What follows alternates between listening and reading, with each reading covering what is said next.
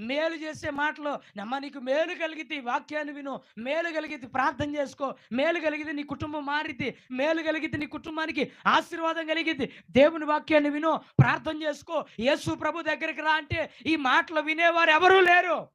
కొద్దిమందే గాని మోసం చేసే మాటలు పలకండి ఒకసారి. మోసం చేసే మాటలు పలకండి. ఫేస్‌బుక్‌లో కొన్ని కొన్ని ఫోటోలు వస్తాయి. ఏంటో తెలుసా? కొన్ని అన్యుల దేవతల ఫోటోలు లేదంటే ఇప్పుడు క్రైస్తవులు కూడా తయారైపోయారు. మరీ దరిద్రం.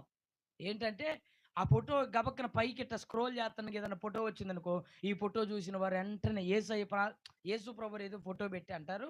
ఈ ఫోటో చూసిన వాళ్ళందరూ దీన్ని షేర్ చేసి దీన్ని లైక్ చేస్తే గనక మీకు 10 నిమిషాలు ఏమైద్దంట? ఏం కలిగిద్దంట? ఫోటోని షేర్ చేసినందుకు ఏమైద్ది? మేలు కలిగిద్దంట. ఫోటోని లైక్ చేసినందుకే మేలు కలిగిద్దంట. ఇవన్నీ ఏ మాటలో? మోసకరమైన చెప్పాలి. ఏ మాటలు ఇవి? సాతాను ఏమంటుంది తెలుసా? ఆడోళ్ళు కొంచెం ఎక్కువ చెప్పుడు మాటలకి ఎఫెక్ట్ అవుతారని అప్పుడే సాతాను గాడికి తెలుసండి. చెప్పుడు మాటలకి బాగా ఎఫెక్టివ్‌గా ఇనేది, బాగా ఆ మాటలు ఆలకించేది ఎవరో తెలుసా? ఆడోళ్ళే. అందుకే నేనంటాను అవ్వ కంటే ముందు తయారు చేయబడింది ఎవరు? చెప్పాలి. అవ్వమ్మ కంటే ముందు తయారు చేయబడింది ఎవరు? ఆదాము. జెంట్స్ పురుషుడు ముందు తయారు చేయబడ్డాడు. నేలమంటి నుండి దేవుడు నరుని చేసి వారి నాసికారంధ్రంలో జీవవాయువు వదగా నరుడు జీవాత్మ అయ్యాడు. కొన్ని రోజులు అలా గడుపుతున్నాడు. ఒక రోజు 2 రోజులు రాత్రులు ఇబ్బంది పడుతున్నాడు. నరుడు ఒంటరిగా పడుకోవడానికి అన్ని జంతువులు జతగా ఉన్నాయి. అన్ని జంతువులు కలిసిమెలిసి ఉన్నాయి. కాబట్టి ఈ మనుష్యునికి తోడు కావాలని అతనికి గాఢ నిద్రను కలగజేసి తన పక్కటెముకలలో ఒక ఎముకను తీసి దానికి మాంసమునద్ది దానిని స్త్రీగా చేశాడు. దాని పేరు నారి. హల్లెలూయా.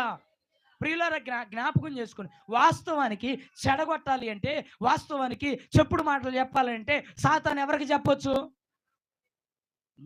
ముందు తయారు చేయబడింది ఎవరమ్మా? ముందు అమ్మ ఈ మాటలు చెప్పు. ముందు ఎవరు తయారు చేయబడ్డారు? ఎవరు నిర్మించబడ్డారు? ఆదాము. సాతాను చెప్పాలి అనుకుంటే ఎవరికి చెప్పొచ్చు? అసలు రూల్ అయితే ఎవరికి చెప్పాలి? ముందు తయారు చేయబడ్డాడే ఆదాము కాబట్టి ఆదాముకి చెప్పాల. మరి ఎందుకు అంటే ఆదాము అలాంటి చెప్పుడు మాటలు నేనంటాను ఆదామే కాదు ఏ పురుషుడు గబక్కని చెప్పుడు మాటలు వినడు. ఆడవాళ్ళు విన్నంత రందిగా, ఆడవాళ్ళు విన్నట్ల ఎక్కువగా, ఆడవాళ్ళు చూపించినంత బాగా ధ్యాస పురుషులకి చెప్పుడు మాటల మీద